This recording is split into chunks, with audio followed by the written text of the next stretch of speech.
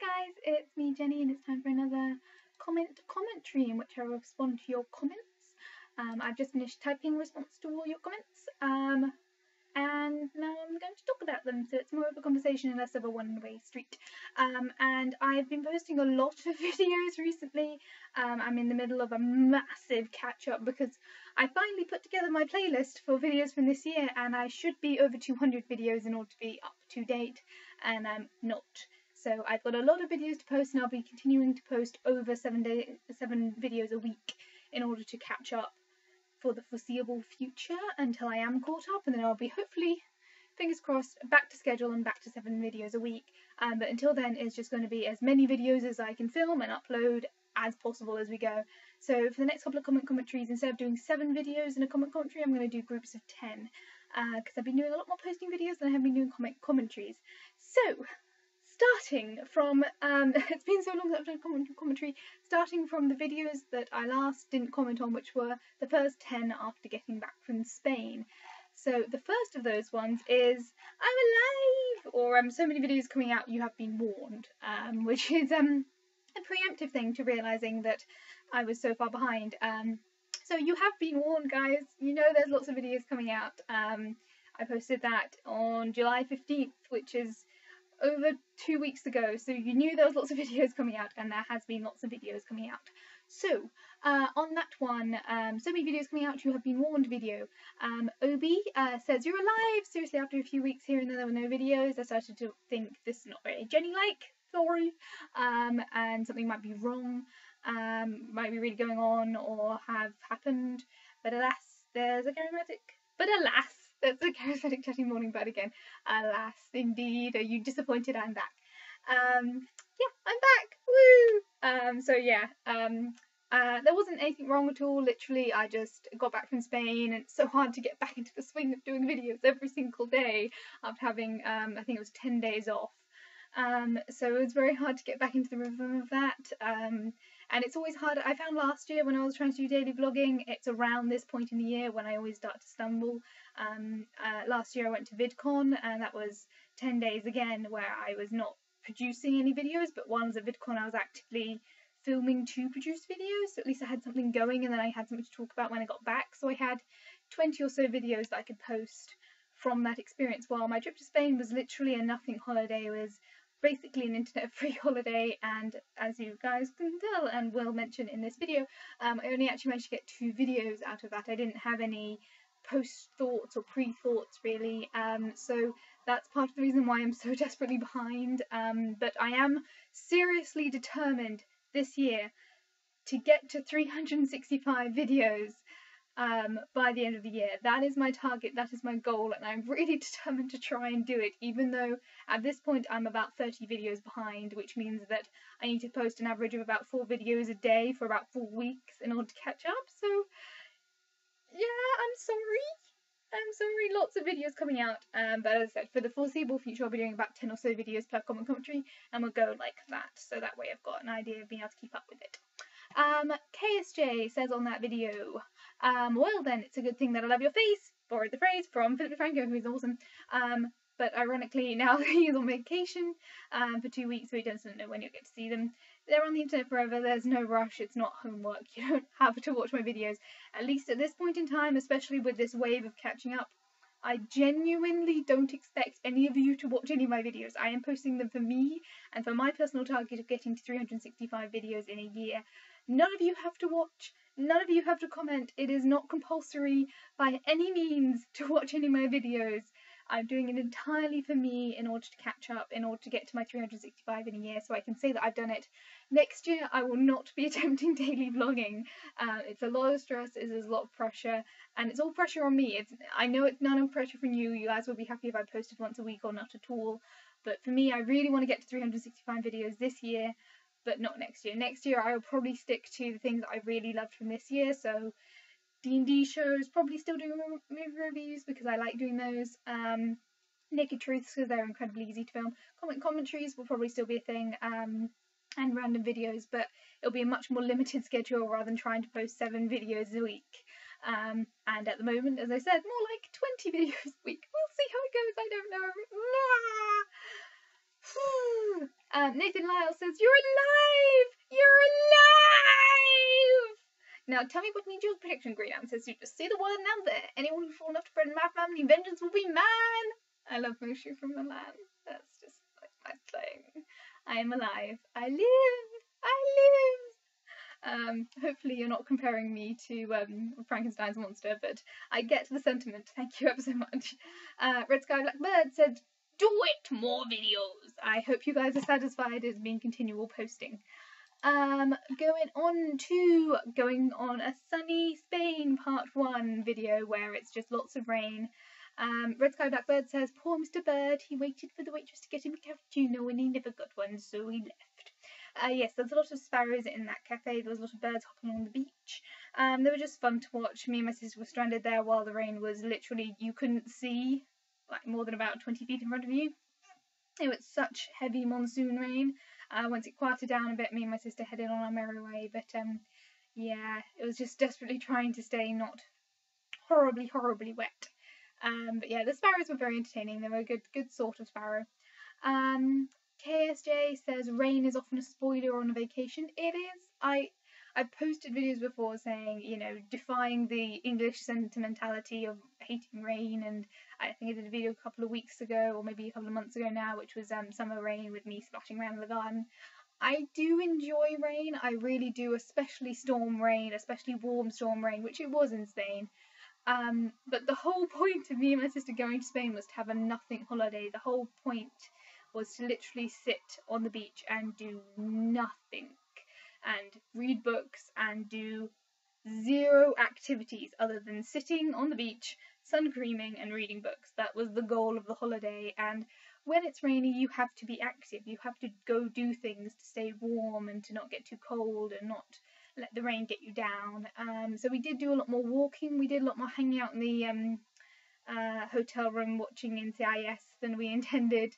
So it was just one of those things where it's like, I like rain, I really do like rain, but if it's like a camping holiday or a youth hosting holiday or a walking holiday, that's fun. I quite enjoy that, as long as I know I've got a hot shower to go home till the end of the night.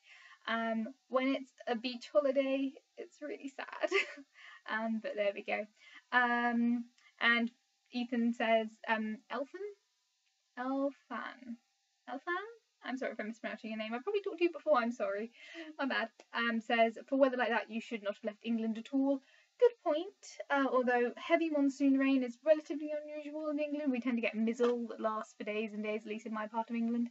And on and off storms like that. But yes, it did feel very English. It felt like if you just got rid of some of the Spanish-speaking people around me, it could have just been an English beach holiday, which, ironically enough, it was during a heat wave in England. When we went to Spain, so it was actually gorgeous weather in England. So that is the ancient and wise law of sod coming to play there. But there we go. Moving on to my next video, which is When There Was Sun, Spain Part 2. And Obi says that was a nice and soothing video to watch. He hasn't been to the beach for 8 years, which I don't know why, but maybe you want to change that or experiment. My sister usually hates the beach. Sand is not a pleasant thing. I don't particularly like sand myself. But you know, it's the traditional holiday, and if you're going to enjoy a beach holiday, you'll probably enjoy the beach holiday. But yeah, it was one of those things where I was like, oh, I wish there was only 2 days of sun in this entire week's worth of holiday, and it was kind of, and it happened to be the first day and the last day. So the first day we were like, ah, hope, and the last day we were like, I've got to catch a plane. But overall, it was an okay holiday. Like, it was nice to spend time with my sister, regardless of what the weather was doing. On post World of Warcraft nerdness experience video. I don't know what the stance thing's about. I do it anyway. It's like screwing in light bulbs, my friends. I swear I'm sober. I am not on any sort of substances. I am just, it's been a weird day today. Moving, yes, as I said, post-WoW nerdness experience video. Nathan Lyle says, "Unfortunately, everyone always seems shocked by everything new they find out about him. There seems to be a certain image of what a black American male is supposed to be like, and I'm everything except what they expect. So stuff like that happens daily for him. I don't think you seem like a type who. That was a quote. That was supposed to be a quote. Sorry, reading fast. Yeah, I'm kind of, when you have a certain look about you, regardless of whether or not it's gender based or ethnicity based, there is a lot of tropes that kind of, some people believe very specific things about what you should be about. I feel like the thing is, I live in such a, when you involve yourself in the internet so much, the perception is so much wider. Like, people don't tend to associate so much about one thing or another. But then you go out into the real world and you experience people who are real people, and they have such small-minded perceptions of what people can and can't be. It's very alarming. And yeah, it wasn't like that much of a negative experience. It was just a strange experience for me, having been so used to working with nerdy people, or people who accept me despite not understanding my nerdiness. It was just bizarre, and I want to talk about it. I'm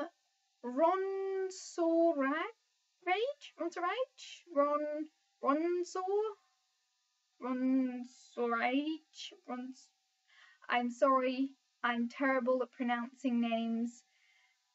Ron Sorage78 said, not weird for me, a WoW player for 11 years. Woo, 11 years, good job. Yours, and I'm a lovely young lady who has every right to love what I love. Woo! Nerd geek culture is all about loving your fandoms and such unapologetically.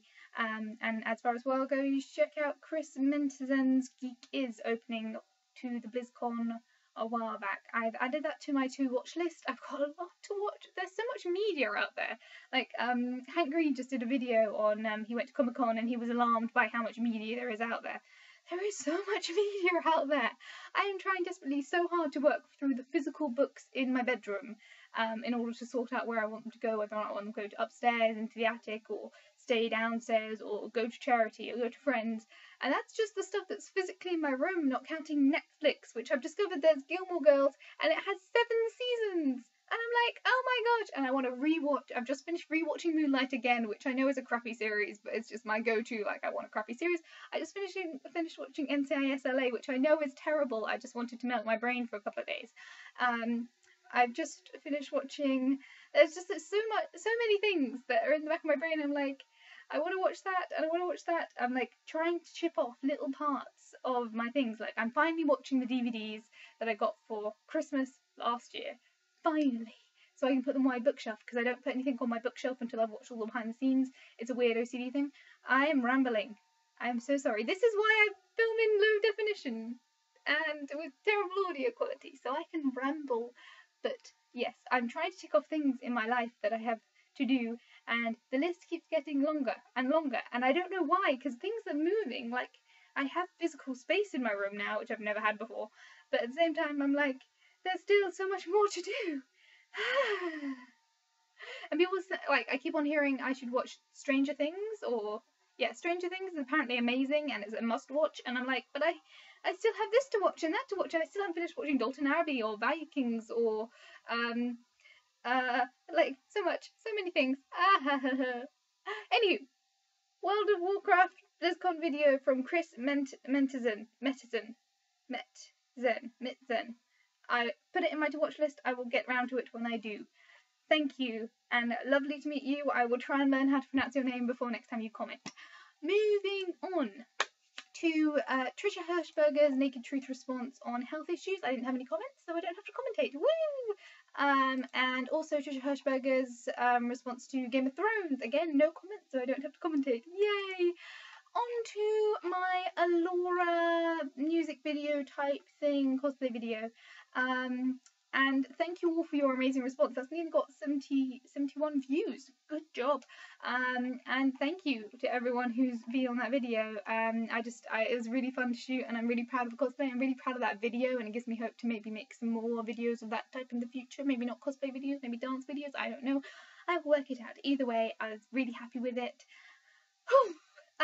Big Virgo Tube says, your hair, you've got lovely hair, and everything else about this is fabulous. Excellent job, Jenny Milady. Thank you, kind sir. I have to point out that is not entirely my own hair. If you watch the cosplay behind the scenes video, I do actually have hair extensions, which are actually in this drawer down here. So yeah, I mean, it's not that much longer than my actual hair. There's my actual hair. There's where the extensions come down to. But once you plait it all up, it does actually make it slightly shorter. So that's not entirely my own hair, but it's mostly my own hair. And yeah, I was going to use my own hair. Genuinely, I was just going to plait it. But I thought having a little bit of extra volume would help, because Alora's got such thick bunches right up here. So I thought it would be good to have some extra hair in there in order to plait it down. But I literally just plaited it. That's what I did. I put in the clip and then I plaited it in, and that's it. It's weird though, because I don't view my hair as gingery, but sometimes in certain light my hair looks very ginger, and there's a couple of shots in it that I had to do some very careful editing to, because I think this is a very good colour match between my extensions and my hair. But sometimes in certain lights my hair looks very gingery and this looks very blonde. So yeah, I had to work on that a little bit. Anyway, thank you. I'm very proud of it. Baxon says, wow, I can't imagine how long the cosplay took to make, or the video. The cosplay took about 20 hours. That's counting, I had to go shopping. The dress I bought online, I found the perfect dress. I was like, this is the perfect dress. And in fact, I did a video on it quite a while ago, which I think was called Cosplay and Money or something like that, which was the perfect dress. It was the design that worked for me. It was the right sort of shaping that would fit me, because I'm not exactly the most... I'm rather petite in certain areas and rather larger in other places. So in order to find a dress that would fit and support me in the right way, I found the perfect dress that was the perfect colour, and I was like, can I afford to buy this for no real reason? And fortunately, with your support, a lot of you guys kind of pushing me to do it on that video, I bought the perfect dress. I added the sleeves. I did 1 or 2 mock-ups, so that took a lot of time. I wasn't very happy with the stitching around the hem of the sleeves. So I hand sewed beads and sequins around the entire of the edge of the sleeves, which the diameter of the sleeves in total was large. Like they came down from they came down to about ankle height from my waist. So they're about probably that long, which made them probably about 2 meters in diameter. I don't know if that's the right maths. Basically, it took a long time to sew the beads over the hem to just kind of cover up my messy stitching. And then I experimented with doing like little cuffs to kind of cover up where the seam was between the sleeves that I added and the sleeves that were actually part of the dress, and I decided not to do that. As I said, I experimented with doing the neckline, the original Laura picture done by Kit Buss. She's wearing like a white undershirt, and as I said in one of the videos I've posted, trying to do an undershirt with a neckline that's that low, trying to get the line right is really difficult, because you've got to get it low enough that it's still an elegant neckline and high enough that it's not drawing attention to how low it is. And trying to do both of those is really difficult, because you either end up looking like a floozy or a nun. It's really hard to get the kind of median. So I couldn't really do the undershirt like I wanted to do. So in the end I just did like a gold chain to kind of represent the white undershirt after experimenting quite a few times. She also has kind of this kind of matching sash that goes with the neckline. And I just couldn't work out how to do that. Every time I cut the fabric to try and work out how to do that, to make it as accurate as possible, the fabric frayed before I could hem it properly. It's just the shape, which is kind of like that sort of shape, like a heartline neckline. In order to do that, it was really tricky. The fabric that I was using just wasn't working. So in the end I gave up on that, and instead of doing the sash with a double gold trim, I put the double gold trim around the actual waistband. So it's an homage to the neckline, but I moved it down, and that was more flattering on me anyway, and it involved a lot less work and a lot less damaging stitch work. So yeah, that took a while. Then there was shopping. I went out and shopped for the hair extensions. I bought the earrings online. I bought the necklace to represent the gold around the neckline. The sleeves took a long time, as I said. The shoes I already owned. They're just a pair of blue velvet heels. I was going to do barefoot, but the trouble is the dress is quite long, so if I were to do barefoot, it would be a lot of me stumbling through the woods and not being able to actually walk anywhere. Also, I think Laura is the kind of person who'd wear nice, comfortable shoes anyway, and they're a very comfortable set of heels. And the makeup took about, I don't know, 20 minutes, half an hour. I used all the makeup I owned, which is really sad. But yeah, that's about right. So it took about 20 hours of work in order to do all the sewing and stitching and the buying. And then it took about an hour to film. I went out at about 5:30 6:30 in the morning and was done by about 6:45. So that was about how long it took. It wasn't really that long a shooting process. I just basically went, there's wood right opposite my house, which anyone who watched the behind the scenes video saw me legging my way back across from. And I just walked to the other side of that wood and then went to the other side of the new forest. I say the new forest, it's the new wood, which was planted when I was around 5, and that's where most of the shots happened, on the far side of that, or actually in it, because it had some nice space between the trees, and there's also slightly less populated than the main wood, so I tried not to meet any dog walkers. I met one and it was embarrassing, but there we go. Solid B says, well done, and if you filmed it solo, he's even more impressed. I did film it solo. It was entirely me on my own with a tripod and a camera in full costume, trying to keep an eye on making myself look presentable and move the camera and all those things. So yes, it was entirely me, myself and I, but I am very proud. It's probably one of my favourite videos in terms of the amount of effort I put in and how it actually turned out. There's a few things I still would wish to have done with it, but I just haven't had time to do. Scott B says, cool video and you're very pretty in the dress, thank you. It's a good dress, it's a very, very good dress. Livin says, also as Gilmore would say, it was glorious. Thank you, I like to think so. I don't know whether or not it was particularly glorious, but I like that concept. I would like to find a little Kima to do some video with. If I can find a friend to do a Kima with me, that would be amazing. But there we go. I'm really proud of it nonetheless. And yeah, I hadn't really had much response from the general critter community, but from you guys, you're just fabulous. Dr. Fu Manchu says, great video, really, really great cosplay, an extra A+ for effort for shooting in the morning. Thank you. It's just, I'm really glad that I managed to make the cosplay in the summer, because in the winter I wouldn't have so much time to shoot in daylight before people started walking through the woods.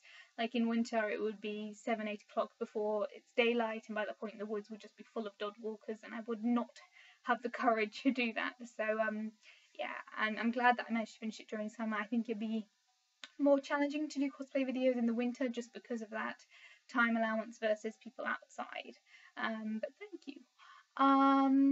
KSJ says he doesn't know the character, but still very pretty. I posted a link in response to his comment to the Critical Role Lady Laura wiki.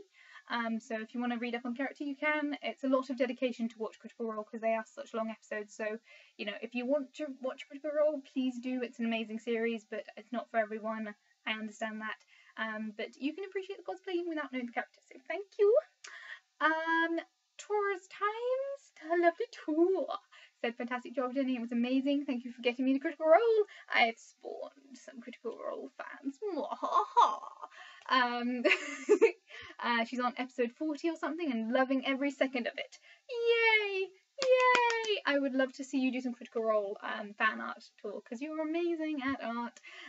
Yeah, I'd love to see some of that because you are awesome. And Libin, who I think I've already responded to once. Yes, I did. So you get 2 replies. Awesome cosplay of Alora and Gilmore, 2 of his favorite characters. Yes, I love Gilmore. Gilmore and Victor are kind of in a league of their own when it comes to characters, but Alora's my favourite. Laura is 100% my favourite character, and I'm sad that she doesn't get as much screen time as some other characters who are more funny, but I still do love her, and I think like there's a certain charm to a incredibly powerful sorceress who still likes to sleep in on the weekends. Just love it. Also, she loves tea. Anyone who loves tea is a good person in my books. Ooh, new commenter, King of next video, which is the Alora behind the scenes video, Alora cosplay video behind the scenes, King of Arcanas 2710, I don't know if that's how you pronounce your name, I'm sorry, said, do you think they should make a live action version of the anime Kiki's Flying Delivery Service? As I said in my reply to that, it's a very complicated thing. I think there's a certain magic to all the Studio Ghibli films. There's a real sense of beauty that's captured in the artwork that I think would be very challenging to recreate live action. I think there'd have to be a lot of digital artwork in order to capture the environments and the sense of movement. In order to do that, it would have to be a very high budget production. I think it is possible to do it respectably if you can find a director who wants to be respectful to the source material, and it is possible for it to be done very well, but it's going to be a bit of a challenge. And to be honest, there is so much that the original film does, and so much emotion that the original film is able to create without it having to in that direction.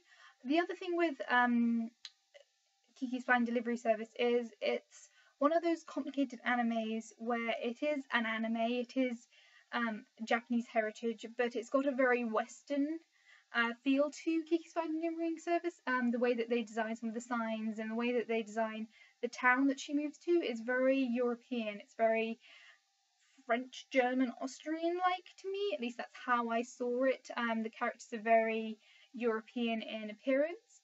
But if you were to make that into a live action film, when it comes to casting, there is a lot of space available for there to be the accusation of whitewashing. It's a Japanese production that's set in what appears to be a European place, but there is a lot of potential for there to be controversy revolving around the casting. I think it is possible to make a great version of this, but I think it'd be a really challenging way to do it without offending one culture or another, while the original film is able to kind of balance that line without causing offence to anyone. I really enjoy the original film. I think it's fantastic. I think it's got a real heart to it and a soul. And I think it is, as I said, it's possible to do a live action version, which is really good. But in order to do it well, you need a high budget, you need a really empathetic director who loves the original, and you need an exceptionally good cast person in order to get good child actors who are of a representative racial diversity, so it's true to the story and also true to the original culture for whom it was created. But it's a really great coming of age story, and I would really recommend it. But that's my thoughts, and I'm sorry it took so long to respond. Obi says he liked the medieval era woods theme music that I chose. He felt like an elven wizard sitting in a tavern waiting for some other adventures to form a party and journey on a quest. Yeah, all the music I used in both the main video and the behind the scenes video are straight from the YouTube music listing. Now you've said that out loud, I kind of feel like downloading some of those tunes. I'm starting to feel like I'm losing my voice. Blimey, it's been a while since I've done a commentary. I feel like I should download some of those music and put it on my phone, so when I next DM, I can maybe put on some of that thing. I think one of the tracks that I used was called Renaissance Castle, and the other one I can't remember. I would have to look it up. But generally, there's so many great songs on the YouTube free music listings. If you go to Create a Studio and look at those listings, you can find most music for pretty much anything. Sometimes it takes a while to go through them to find what exactly you want, but it's a phenomenal little service, and it's great to have the music that doesn't require any level of, going back and making any credit, and you can really use any of those music, and it's really great. And it's really wonderful how they've designed that feature on YouTube, so you can use certain songs, but you have to be aware of which devices they can be used on, which they can't, which ones are free for use, and which ones are free for use, but you have to put in acknowledgements. But it's a great little service, and I recommend it. And if you are doing a D&D type show thing, it would be one of my go-to places to go where you can get free music that's fantastic and very thematic. Torsi says, where do you find the pictures that I took so selfily? You can find them on my Twitter. I would put them on Instagram if I had an Instagram, which I don't, which I think I promised to set myself up on Instagram a long time ago and I never got around to it. But in the meantime, those pictures are on Twitter. If you go to my Twitter at @TookItHomeToJen and look at my media section, they are there. I'm really, really proud of those pictures, particularly the teacup one. So proud of that picture. And the other ones I'm pretty happy with. I'm not very good at taking individual pictures of myself. I'm really, I get nervous and I try to do a nice cool face and end up doing and it's not good. It's just not good. So what I tend to do is I take stills from videos. So most of my pictures are based on stills from that video, and then I just kind of up the quality slightly, and it's a little bit of visual editing. I'm still planning on doing my additional picture for that cosplay, but the set that I was going to use has since been reorganised. So I might have to do some more adventurous photoshopping. But it's on my to-do list, but not high on my to-do list. Dr. Fu Manchu says, my commitment to my cosplay is humbling. Thank you for the behind the scenes on your Laura's Little Forest Stroll. Sending the video really big likes to your cosplay is great, and the picture turned out nice. Worth the early call. Thank you. When it comes to my cosplay and my commitment to cosplay, it's certainly not as high as many other cosplayers that I know either personally or that I know in the wider internet. I know I'm not a great cosplayer. I know I do not put in nearly half as much dedication as many other cosplayers who, you know, travel all over the country and get up at 3 o'clock in the morning just to look good for the whole day when they're meeting people. But I just really wanted to do this right, and I really wanted to do it well, and as a character that I love so much, I wanted to do justice to the character. So thank you, and I'm really happy the pictures turned out well. And yeah, on to the next video, which is my Trisha Hirschberger's Naked Truth response regarding housemates. Tours Time says, kudos for putting up with living in that communal situation. Yes, it was not a good situation. I'm glad it was only once. I'm glad it is long in my past and I never have to go back into that situation unless I choose to, and probably I wouldn't choose that situation ever again. And she honestly doesn't think she could have handled it. I don't think I handled it as well as I should have done, but I think I'm glad I managed to get through it and I never have to look back. And she also says, congratulations to my sisters who both became doctors that week. Yay! Woo! Ruth and Sarah, Dr. Sarah, Dr. Ruth. Yeah. So congratulations to my sisters. I will pass on your congratulations tour. Thank you. And yeah, that's the end of the comments on that video. And last but not least, for this week's commentary, my Trisha Hirschberger response. Wow, I need to use my words. Ooh, I've just realised that I didn't need to edit that. I need to edit that description because that description is slightly wonky. Yes, on my naked truth regarding Pokemon Go. There is a couple of comments and I've actually just clicked off the tab. You might get some playback. There we go. Okay, all good. Loading. This is live, guys. Live and action-packed. Naked truth regarding Pokemon Go. Baxon says, yeah, he has this weird discoloration to his skin. Is it related to Pokemoning? I wonder if he can consult a doctor. It may be due to Pokemon going if you are not used to exposure to sunlight, but I seem to remember you were pretty okay in the sun when we met at VidCon. But yes, it may be Pokemon Go related.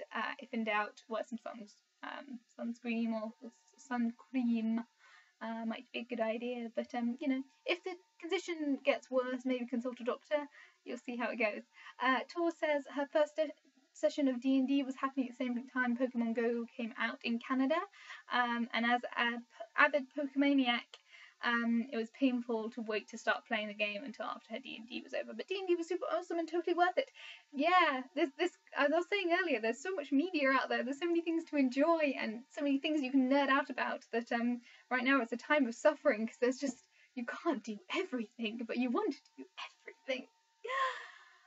Whew. I have no idea how long this video is. It's probably nightmares long. Oh my god! Actually, not too bad. 33 minutes.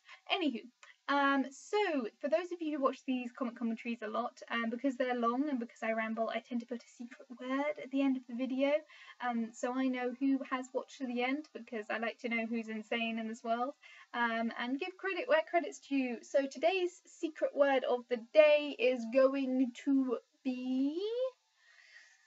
I just look around my room and see whether or not I can spot something that's interesting. Matchsticks, because there are some matchsticks up here. So yeah, today's secret word of the day is matchsticks. If you've watched to the end of the video and you would like me to know that you are an insane person who watched all the way to the end of the video, feel free to put in the comments the words matchsticks. You can put it in as subtly as you like or as unsubtly as you like. It's up to you. You can put the word matchsticks, or you can put it into a pun or make a cryptic crossword type clue type thing. So I have to work it out if you wish. you don't have to. It's not homework. Genuinely not homework. You don't have to comment on any of my videos ever. But if you like, feel free to comment. Feel free to put the word matchsticks if you wish. If you don't wish, whatever. And I will talk about you next commentary, or maybe the one after, depending on how caught up I am by that point. Whew. Thank you for watching. Feel free to comment. I will see you guys all very soon for another commentary. In the meantime, lots of videos coming out as I try desperately to claw my way up of this belated pit of videos that I'm behind on. But there we go. Thank you for watching. I will see you guys all when I do. Bye. And I'm on the wrong tab, so I can't say goodbye yet. That's stupid. One sec. There we go. Let's load that up. Okay. Bye for reals now. Bye.